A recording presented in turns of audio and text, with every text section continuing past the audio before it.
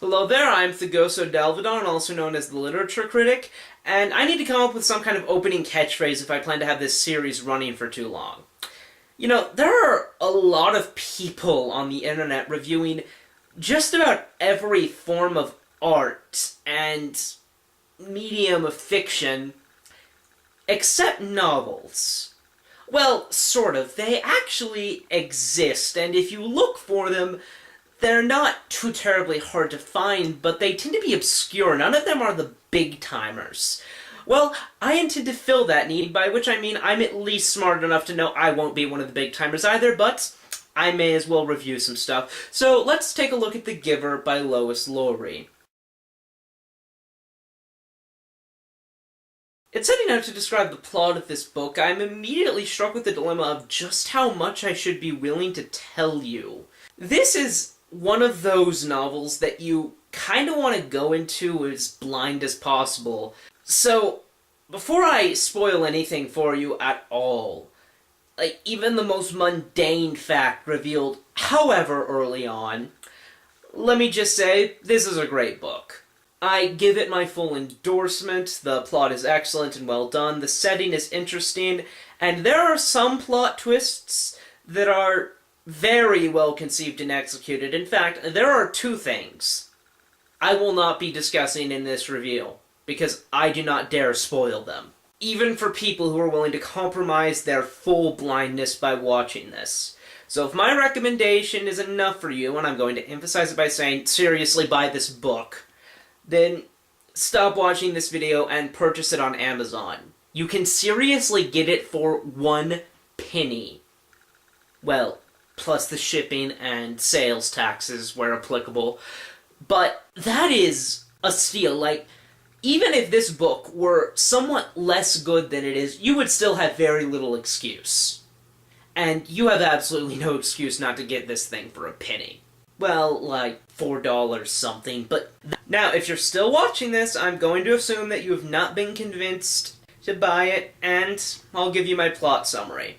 Jonas is an 11-year-old boy living in a utopian society called the Community, which has almost no pain, no sadness, and everything is very, very safe. He's feeling somewhat apprehensive because December is coming up, and when it does, he will be promoted to adulthood in the society in the ceremony of 12. Because, apparently in this society, you're an adult at the ripe old age of 12. Alright, so that's actually not the end of, like, your forming into what will eventually be your final role in society, still adult at 12. But regardless, when this happens, he'll be assigned a role in the community and begin being trained in that specific role to start his adult life. Jonas has no real idea what he'll be assigned as, unlike others who were aware of their talent as well as where they had spent their volunteer hours, and therefore had a pretty good idea where they would actually end up. At the ceremony, however, Jonas turns out not to have truly been assigned to anything, but instead to have been selected as the new receiver of memory. The person responsible for bearing the memories of the old world back when there was pain, sadness, danger, and all of these other horrible things that this utopia is allegedly free of. And exactly this happens. He receives memories from this ancient time from the titular Giver, who's actually the previous receiver of memory, and by the way, the ancient time is actually now, and the Giver takes place in the future. Just thought I'd point that out. As he sees the heights and lows of the human experience, and just how much had to be given up to create this alleged utopia, he and the reader begin to wonder, was it actually worth it? The plot here is well conceived and well executed. The early parts of the novel are there to introduce you to the community through the eyes of an average citizen, namely Jonas. And as was pointed out by Lois Lowry's acceptance speech to the Newbery Medal that this book probably deserved like 7 of, seducing you into actually liking it. She makes the entire place actually feel really nice, to the point that when we're reading it for this review, I kind of began to wish I could live there. It's that powerful. Consider, I had read it previously, so I knew all about all of the horrible stuff that happened later.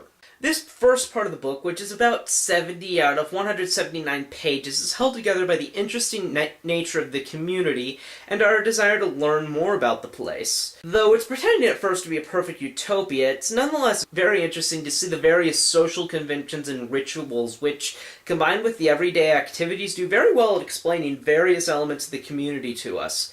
However, starting with Chapter 10, we begin to see just how much of the things we take for granted in our everyday existences were actually given up to achieve the utopia that is described at The Giver, and we begin to turn back on those feelings and see just why the society is generally considered a dystopia, because it is one.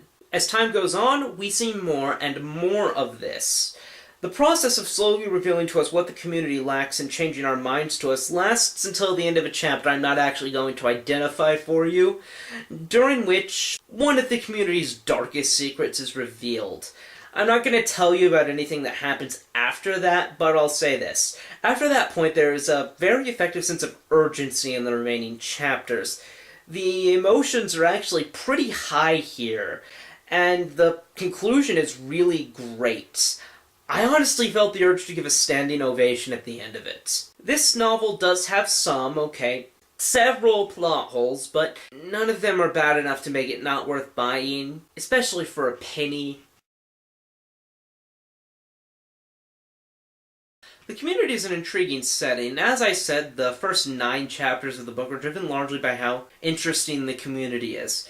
The setting also drives the plot to a large degree, as you expect to happen in a dystopia. In a way, this novel is basically just an exploration of the setting as we continue to see its many aspects through the gradually changing lens of the protagonist, Jonas. One interesting thing to note is the lack of description of environments. There's almost no description of the many scenes and places in the novel. That's usually a bad thing, but it's used really well here, and the reason it is because a lot of the stuff that's not there is stuff that you might realize wasn't there if you actually saw it. To the point where I question if the movie adaptation is actually a good idea.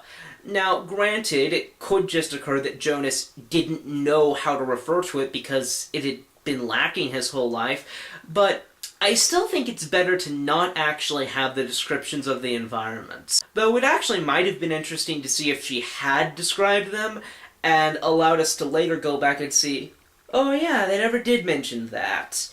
Regardless, it never really bothered me. In fact, I would argue that this way of hiding information is kind of a way this is actually using its medium to its advantage. And it allows you to be surprised when the Giver later has to tell Jonas about a bunch of things you just assumed he knew about. Now, of course, since it's a dystopia, the setting is also the main source of conflict. The main enemy is the horrible nature of the place. Sure, there is some hinting that the current leadership actively desires to keep things that way, but even then, this is what they grew up with and all they've known. We're never hinted that they don't sincerely believe in the philosophy that the community has embraced, or even that they have any concept that what they're doing is actually wrong.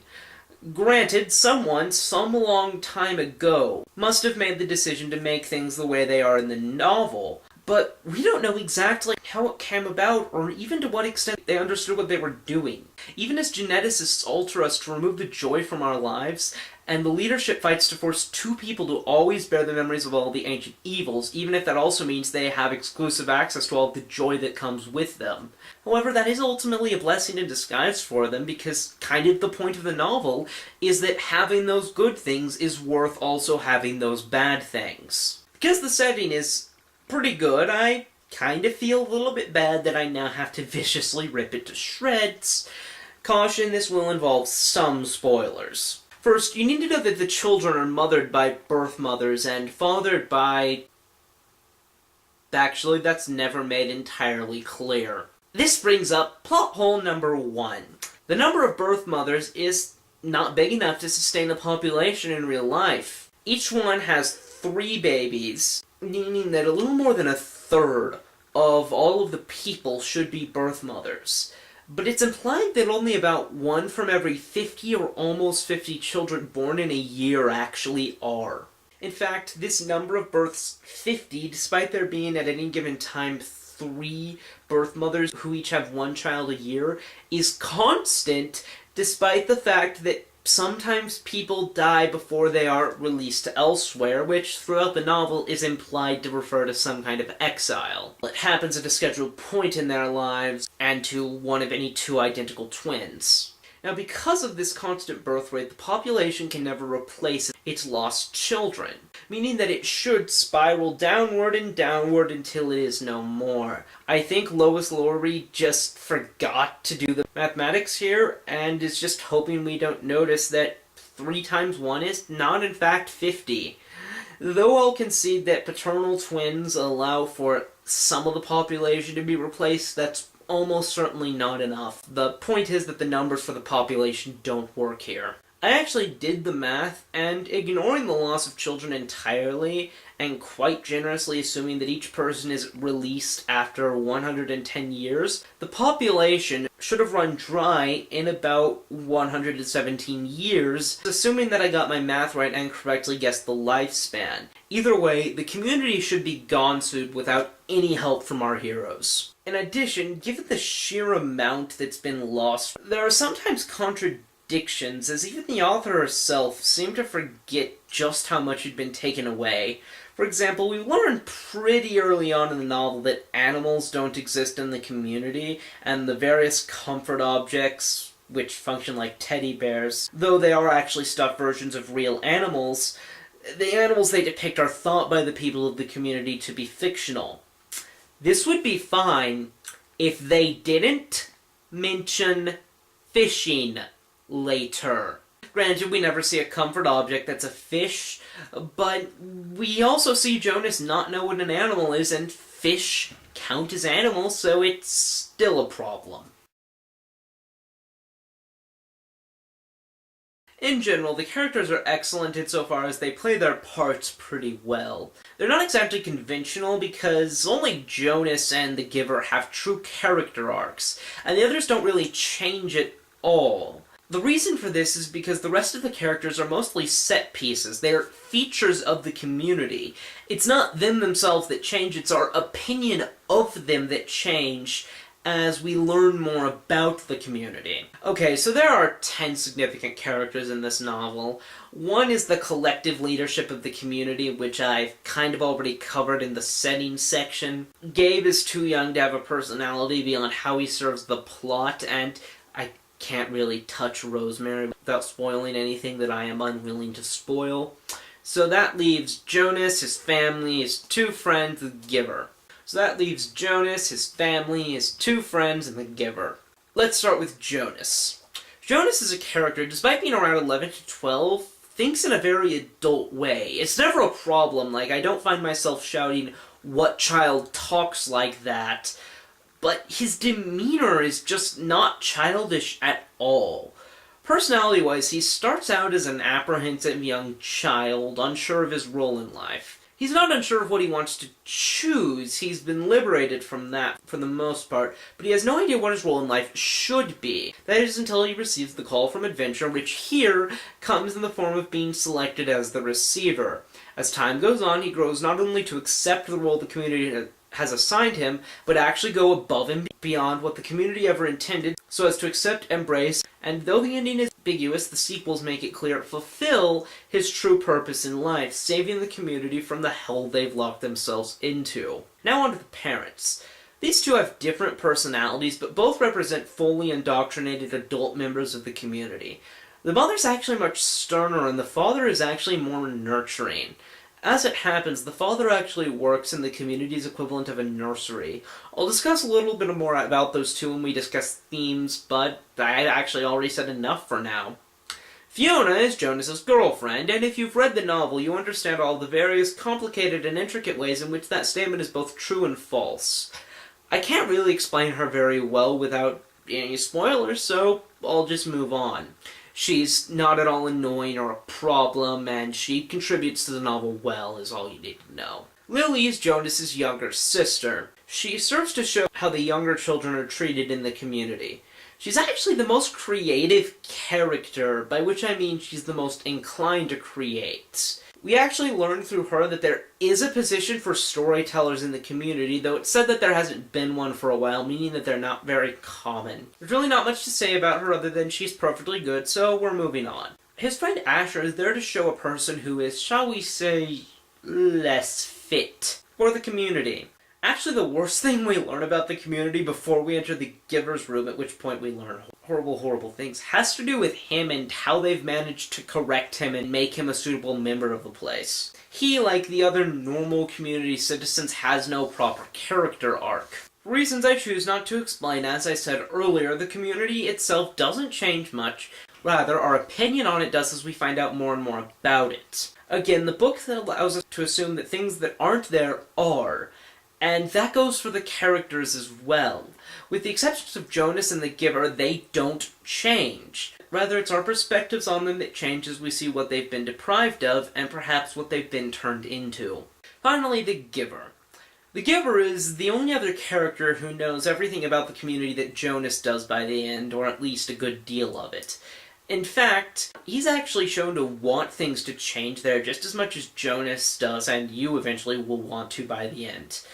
However, when we see him at first, he's lost his hope.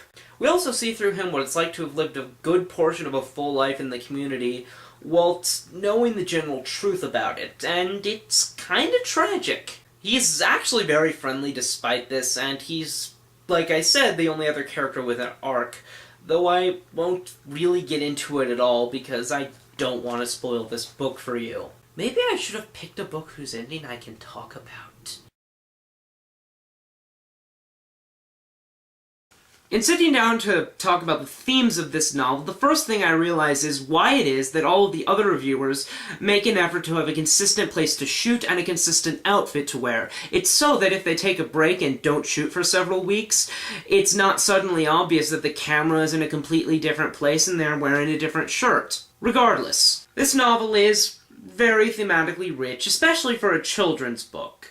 Like many dystopias, it's going to revolve largely around its themes. These themes are simple enough to be grasped by children, and just thought-provoking enough to be appreciated by an older audience. There are a few insights I want to offer here, and I will warn you, this is going to be another spoiler section of the review, so if I've not said this already, you really do need to read this book. It is good.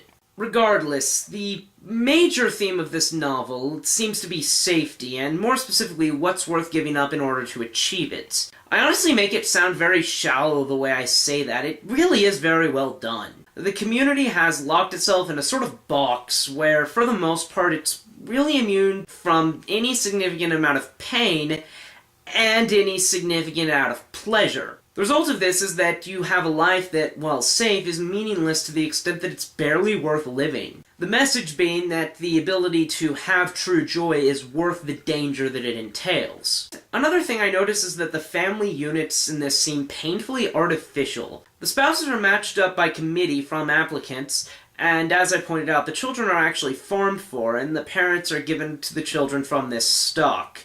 It actually seems as if the primary rationale for the nuclear family is gone here, and it just remains as a sort of vestige of the way things used to be. One could actually say that the rationale for life itself, at least part of it, has been given the same treatment.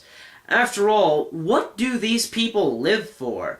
They don't have any significant entertainment, they don't have loved ones, so why do they even bother existing? There really is no answer to that question, and that's probably one of the biggest problems with the community. The prose is good, but generally the best passages are the best because of their content.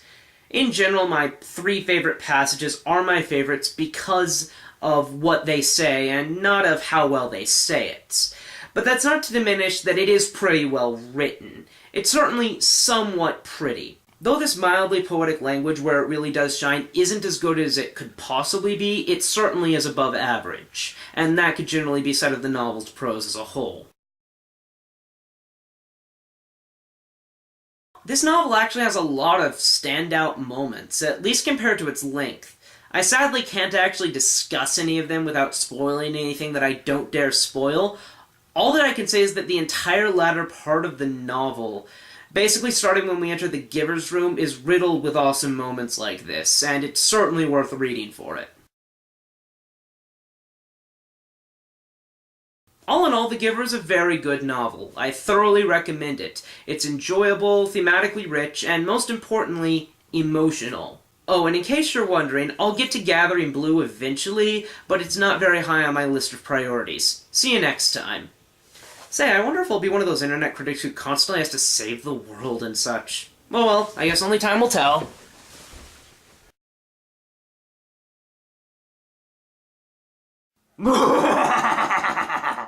My evil plan is coming to fruition. Soon, all the world shall bow at the feet of my master, and there's nothing anyone can do to stop me.